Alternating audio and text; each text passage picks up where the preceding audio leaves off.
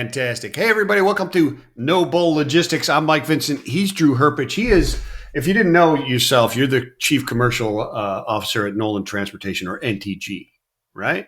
Yep. Is it now NTG Group? Is you guys just refer to yourself as NTG or still Nolan Transportation Group? We hear both all the time, but we do go from NTG Freight now. Yeah, that's the pivot, is try and make that, like when Federal Express just said, yeah, we're FedEx. Yep, exactly. Right, or United Parcels just became UPS. Right? Same concept. There you go. Yeah, I love it. How you been doing, brother? I'm good, man. I'm good. I mean, this freight, recession we've been in the last 3 years has been interesting. But yeah, other than that, we're doing well. It kind of sucks, right? Yeah, kind of sucks. Well, and I look at it this way. And what is it's a recession from where we were in the unnatural highs, right? But we kind of went back to 2019, and beginning of 2020, which sucked, right? So we went back to a norm that sucked. I think it's getting used to the levels that we're at, right? Everybody saw what happened in 21, 22. 20 was a weird year. To your point, 19 was terrible. But then 18, if you take out the COVID years, 18 is still probably the golden year that we all saw, right? Yeah, exactly. Because nobody remembers 2019 because 2020 – and a lot of people don't even remember 2020, the beginning of 2020. At the beginning of 2020, freight brokerages were dying left and right. Rates were so suppressed. We were talking about rate floors. Yep. Now, and we might get to some of the, and that's some of the things I think that, could enter this chat here too, right, Michael, as we go forward. A lot of unknowns as we go forward, but you think about the current things that are happening, kind of the stalemate that we're getting in now. Do we see some of those same kind of things that happened again back in 2020 happen again going forward? A lot to be determined, but some similar, similar onlook a little bit right now. Yeah. Do you've been in and seen cycles, a number of cycles in the business. Is this one different as far as which capacity is in trouble? It seems that way to me. It seems to me like the smaller carrier, the smaller brokerage have more staying power this time through it. And I contend that's really a technological thing, and it's a trust factor from the legacy shippers that, hey, you don't have to throw the smallest guy into grease as fast as you used to, because that's the way it was. 2008, 2009, the big dogs didn't know anything was going on until like 90% of the small dogs were gone. Right. I think, it speaks to the landscape of where this industry has come, right, these last 3 years. You think about technology, you think about things from like RFP platforms, the different API connections, the way that freight's moving through some of these TMS platforms. To your point, the 20, 30, 40 person company can kind of rival, the largest, behemoth brokerages now today with their capabilities, right? And so I think even some shippers don't even understand sometimes if they're working, obviously they know the details of it, but, you might not see the difference between the large broker and the small broker on a day-to-day capability standpoint at times. And I think to your point, that's helped some of these smaller brokerages through some of this time as well, too. Yeah. But I think as we move into these, where we're at right now, right, because we're really we're really at the beginning of the tumultuous times that we're going to go through, right? It doesn't matter what the market just did after, the UK trade agreement and stuff like that from the old. It doesn't matter. It's still the very, very beginning. It's not like, man, trade, it's over. We're good. No, that's baloney. This is where the knowledge, the tribal knowledge, the expertise, and the size of your service partner, whether it be a capacity provider or, a true, I don't want to say true, but I will say it. You got capacity providers, and then you got your intermediaries, et cetera, and stuff like NTG, who are the experts who provide all this different thing. Right? That's where the difference comes in, is this. Now we're talking about serious knowledge of what's going on internationally, at the ports, intermodal, all that stuff. Now is where you got to earn your paycheck, and you've got to go to somebody like an NTG or others that have that, right? You see that as a reality? I couldn't agree more with that. When I see a lot of this LinkedIn posting and all this, hey, how are you attacking tariffs and how are you going to do about these things? And again, I think it's a great marketing ploy on a lot of people's part. But at the end of the day, when you think about trusted partners, things that are going on right now, you need to have the knowledge, you have to have the expertise, you have to have the experience through some of these cycles. You've got to be able to understand how to navigate these things. It's one thing for, a young broker or somebody that doesn't have the experience to say, hey, listen, what's going on with tariffs? How can I help? Asking that first or second question can be nice, but The details are going to come in that fifth and sixth and seventh question, right? Understanding how you actually navigate this, things like, bringing up like bonded warehouses that we're doing, or, some of this foreign trade zone, having those connection points, having those relationships, being at the forefront of that. Those are actually going to provide solutions at the end of the day instead of just kind Right. of talking through it on LinkedIn, right? And so those are some of the things that we're really focused on here at NTG, is really providing solutions to our customers, being able to help them navigate this in real time. And I think another thing, right, Michael, that you just said, a lot of unknowns. And so what I think a lot of people are doing right now is kind of scenario planning in general. If X happens, I can do this. If Y happens, I'm here. And those are some of the things that we're helping people navigate right now. So do you offer that? Because that's an interesting thing. Is they like the virtual world, or the second world modeling of logistics supply chains. Do you do a bit of that type of stuff where you put in different scenarios and what ifs and plan that stuff out? You work through people with that? Yeah, absolutely. For us, especially, about, 15, 20% of our revenue comes from the drayage and the ports, right? So we're very heavy Right. in, we understand a lot of how these TEU volumes look, how things are coming over from the container standpoint. Then when they get here, how you're looking to be able to store that.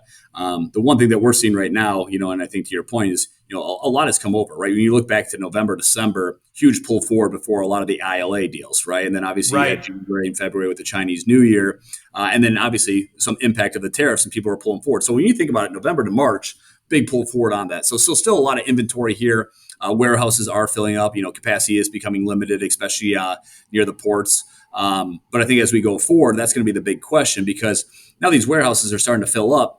The one question I think that still looms out there as we talk about tariffs a ton is just, how does the consumer start buying, right? Does the full truckload and LTL truckload, or LTL to a certain standpoint, see the demand that we really haven't seen over these last 2 years in general? And a lot of the consumer reports that you're reading today, which have a lot of mixed messages in general, I do believe, though, the consumer isn't as strong as it used to be, right? Inflation's higher. Going to the grocery store, buying a car and things like that, they are more expensive for the everyday family. Yeah, absolutely. And I think those are some of the things that are weighing in on some of these freight movements that we see. They do. And I think one of the things that people aren't really considering when they look at what is going on with the tariffs and the potential timelines, right? And it all depends on the timelines, right, of how bad the impact is going to be. But there's a huge difference, at least at this particular moment in time, and I predict that it will be through the rest of it, and for good reason. When I explain it, I think you'll understand. You probably already thought this through. You're much smarter than I am, and much more up to date. But the consumer sentiment index is sucks. It's like 56 or something like that. It's awful, right? 100 is considered all right. We're good. Yep. Right. It's like it's in a toilet right now, right? I mean, I think Henry Byers said it was at KPM. He said it's depressed. Well, he was being nice. It sucks. Right? It's Yeah. It sucks, and that's the difference, right? You because right now, like you're saying, the warehouses are still building. As far as the capacity is still being consumed, they're growing because there's less coming in, but there's less being bought because consumer. And what we had before with COVID is a consumer that wanted to buy everything on the planet. Yep. Yeah. And there was nothing coming in. Well, and this is the problem too, right? We're not sitting at our homes anymore, right? Life is still going on today, right? And so those things that, weigh into it. To your point too, Michael, I've talked to a lot of people about this. You talk about, 3-4 years ago, and I know that seems a long, time ago from where it is today, but a lot of people did redo their basements already. You don't need to redo them again, right? There's 100%. big purchases that have been had. A lot of, America has bought houses under a 3% mortgage rate, or either hasn't paid off. And so there isn't a lot of pent up demand to do some of these things that you usually see. The one, industry that I think is, insulated from this, to a certain degree is obviously the food and bev. But even then, right, Michael, I go to the grocery store, I got a family of 4, right? Things are expensive, right? It's coming down a little bit, but it's still up there. It's still expensive, absolutely. Right? Yep. Across the board, right? And I know everybody gets caught up on the eggs and things like that, but just a general, grocery store trip, it is, 50, 75, $100 more for every single family. And so I do think that is weighing on people in general. And then, we talk about how supply has been very resilient through some of this, right? Yep. We start seeing fuel go down. I do believe that these carriers and these drivers are getting into a lot of operating costs. You think about some of the trailers and tractors that they bought at the peak in 21 and 22. They're getting upside down a little bit on how those costs look. I think we're in a very interesting standpoint of where we go forward on some of this. You think there's capacity exit still coming in Yeah, I in mean, in it's significant hard. amounts? Yeah, when we look at our model of where they're operating to the cost per mile of what they're getting and what it costs to probably operate a truck, and again, everybody's got a little bit of a different model. We're looking at probably about 15, 20 cents difference there, right? Mm. I think also too, you think these next 3 weeks should be really interesting for us, right? You've got DOT week, right? You got produce possibly starting to kick a little bit here. You got Memorial Day, then end of month, and then you've got all this tariff disruption. So these next 3 weeks should really be interesting to see which pushes through. Historically speaking, this time of the year, this is when cost per mile really starts going through the roof, and I think we'll see that with DOT week. I think of the combination of some of the things that we've seen from an English speaking driver and then hours of service really cracking down. A lot of that 1 to 10 truck operation will be off the road, and we will see a spike. Does that continue now through Memorial Day and then in a month and things like that? Because, like we said, demand just hasn't been there overall. So at the ports, have you seen any type of shift on the inbound versus the outbound in your business? Yeah, absolutely. For us, like I said, we do a lot of heavy port work. Yeah. One of the more interesting things that we've seen is, just the landscape of where things are coming from. For us historically, a lot of things have come from China. Now, we looked at for the first time, Thailand being the number one importer for us, right? Where the Oh, container really? Really? over, right? Do you look at it by commodity or just volume? By volume usually, right? It's harder to Hmm. break down by commodity, but Yeah. by the volume, by the containers that are coming over. Those are some of the information that we work with some of our partners to be able to get and provide to our customers at the end of the day as well too. But I think to your point of what we actually see from a truckload landscape actually being delivered, the commodities are quite different of what has been trying to come forward and what hasn't. That's interesting. Do you have any visibility into what is it coming from China through Thailand now instead of just coming? Well, so Because that's part of it, right?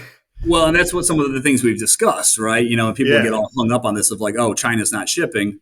Okay, but Uh, guess what? A lot of Vietnam, Cambodia, Thailand, they're shipping through some of the Chinese warehouses as well too, right? And so these are some of the things that the details of it and how it looks overall can be a little bit misleading. yeah. I mean, I just when China would play with their closing ports and opening ports and all that kind of stuff during COVID, there were certain Southeastern Asian countries that became like the world's largest exporters of certain commodities. All of a sudden, Just overnight, right? Yeah, overnight, there was yeah, a yeah, new exactly. industry already. It's like, Exactly. Exactly. and I mean, and that's part of the issue that with Mexico and Canada is not allowing that Chinese to come in China to come in through Vancouver and Mexico and then cross through land ports, right? Yeah, I mean, and I that think was part of the effort.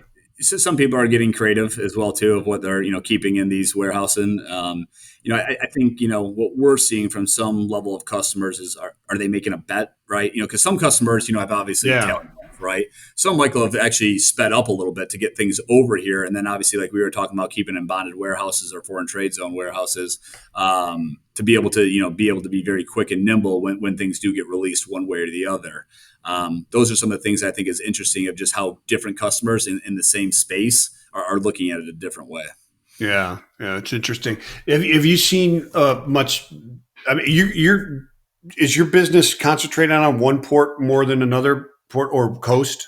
Yeah, we're nationwide, right? We've got a national drayage offering across Okay. the country. Obviously, we very specialize in Long Beach and LA. That's a heavy part of what we see, Right. and we've seen a lot of customers, transition, right? Whether it be coming in through Houston or Savannah or even Newark on the East Coast ports.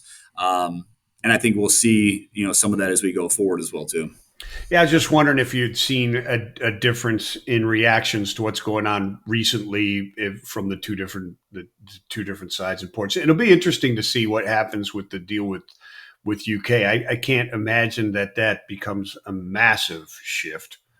No, I mean, Um, like, tomorrow, like, I was kind of joking around with somebody this morning. I was like, hey, we're not really importing a ton from the UK into yeah, yeah, like so yeah. I think it's one of those things where obviously, the more that we see the domino effect of other countries falling, Right. to these tariffs and things like that, that kind of gets the momentum. But as well as I do, there's 5 or 6 main countries that are going to make up how this really shifts one thing Oh, from another. 100%, 100%. I think the one that's really going to make the splash is India, which is supposedly close, and that would be one of those that makes the big boom if this happens. That'll put the pressure on things, right? Because That'll put the pressure big I was time. talking to somebody about this the other day, right? And in America, we get very caught up into the media, the the marketing, everything that we see out there from information standpoint. And so for us, we kind of go into panic mode a little bit. Like, why aren't we getting these deals done? How are we looking at this? Where Yeah, yeah, yeah, you yeah, know, yeah. I was talking to a buddy that deals with a lot of Chinese business, and I thought he said it best, right? They don't think about this in years or decades, Drew. They think about this in centuries, right? And so it depends how this looks, how this goes. We'll see, obviously, what happens this weekend in Switzerland, and I'm optimistic. But these are things that I think a lot of the American people want to just say, hey, just get it done. Easier said than done as well, too. Yeah, I mean, China's been playing this game for 70 years, and we've been playing it for since January 20th. Yeah. Right. So it's a little bit harder to turn around. Turn around. What do you see any impact, or have you seen any impact? With the Red Sea, with the Houthis, and what's going on there, right? There was this massive outcry when the Everstuck occurred, right? When we were all evergreened, or we were all Suezed. When Suez became a verb, we got Suezed.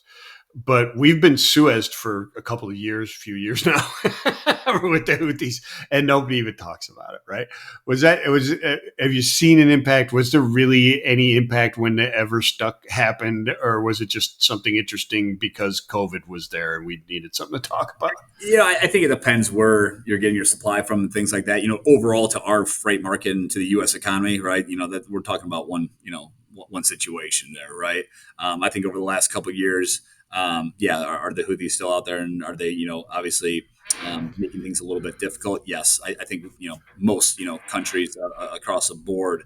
Looking at their vessels, have done a much better job of making sure that they're protected and avoiding those kind of paths and things like that as well too. And so that to me would be one of the worries that doesn't keep me up at night from a freight market standpoint. Yeah, yeah, yeah. But again, I just put another obstacle in all these things that we've seen over the last few years. It does, but it puts it in a very small amount that's coming to you. I think like 3% of our trade goes through there, something like that. Yep. Yeah. I mean, I mean, it's really Europe is the one that they have a lot to worry about, and we just talked about India as well too, right? Obviously, the things that they have going back and forth between from Europe and there. Yeah, yeah, that's those are really the big ones. Does the English speaking rules that they're talking about right now, does that you guys looking at that, does that impact you in a major way? Because Yeah. and I'm just good from, and I don't mean it's not from a illegal or anything like that question. That's not what I'm implying, because I lived a long time in South Florida, okay, and legals, right? Cuban, Mexican, mostly Cuban, whatever. But when they come across in South America, et cetera, they hold on to their cultures, and they're legal citizens of the United States. They're legally working and stuff, but they don't speak English because they hold on to their cultures. They don't assimilate as quickly as they happened when my parents came over from Prussia and all that kind of stuff in the early 1900s. Right? It's a different situation. Does that How do you guys deal with it? Do you have to deal with it? Are you guys looking at that as something that, oh man, we got to deal with this? Because Yeah, I mean, it's one of those things too, where obviously we're always trying to get ahead of it, but we play in that big sandbox that everybody else does as well too when it yeah, comes to the capacity standpoint. I think how I look at it is obviously DOT week. I do think that a lot of these drivers will come off the road, right? yeah. Just because why not protect yourself? I'll say this though, this has been a law that we're just kind of reinforcing now, right? And Oh, is so that right? Okay, so yeah. this So is okay. this goes back, right? And now to your point, we're reinforcing this, and then I think it goes live sometime in the middle of June. I don't have the exact date off the top of my head, but from that standpoint, then you would actually be put out of service, right? Now today, Right. technically speaking, if the officer pulled you over or something like that, you could probably get a ticket or things like that. In general, that obviously you'd want to avoid anyways. But I do think this could have an impact, right? If you're a somebody looking over to come over to America, and you're a foreign driver that doesn't speak English.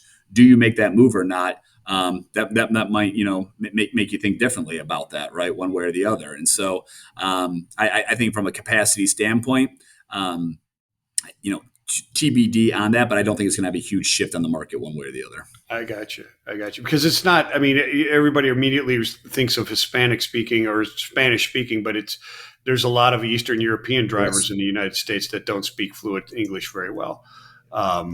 So that's an impact as well. That's an impact as well. So what are you looking for as far as your thoughts for through the rest of this year? Just what Yeah. are you advising? How are you advising your clients? Quick, I know you got to run here real quick, but do you have a last thought on those clients out there in this? How you guys are advising those, or what your thoughts are on that? Yeah, no, I think obviously we're very fluid with the situation going on. I think if anybody has a completely ironclad crystal ball right now, they'd be lying to you. I think Yeah, there's really, I see two very large outcomes of how this plays out. Right, this goes another 2-3 months, right, of just kind of where we are today. We could see another big bullwhip, that would come through possibly then, right? yeah, Obviously yeah, because at that point we've been at a stagnant standpoint for a while, and like everything I've always told people, it's not so much the demand of goods; it's the port in and out flow, right? Ports do very good when 20 ships come in; they expect 20 ships. That's how it is. What they don't do well is when they have the influx up and down, right? yeah, So that's yeah, one scenario. The other scenario is, tomorrow morning, he goes over to Switzerland, everything gets resolved, India gets resolved, UK gets resolved, and then all of a sudden we're still in that same standpoint to a certain degree, Michael, where demand isn't just going to rise then tomorrow morning. I think the stock No, market, no, it's not. The stock yeah, market will, but people aren't is. going to run out and start buying stuff. Yeah, So I think you're in the same standpoint that you're in of what comes back to freight economics in general is supply and demand, right? Supply has been bleeding out. I think when you look at the total freight brokerages and you look at the total carriers, that those numbers have come down. You look at the equilibrium base of getting back to kind of 2020 levels about capacity into the market. And so we would be at that point if demand shifted up. My thing is, though, I just don't see a strong demand output, over the next, 6 to 9 months, in my opinion, right now. yeah, yeah. I agree. I appreciate it, my friend. I appreciate your time. I know you got to run. We started this a bit late, but I appreciate you coming on and your insights. It's been fabulous, Drew. Thank you. Always good talking to you, Michael. And if I can do anything in the future, just let me know, man.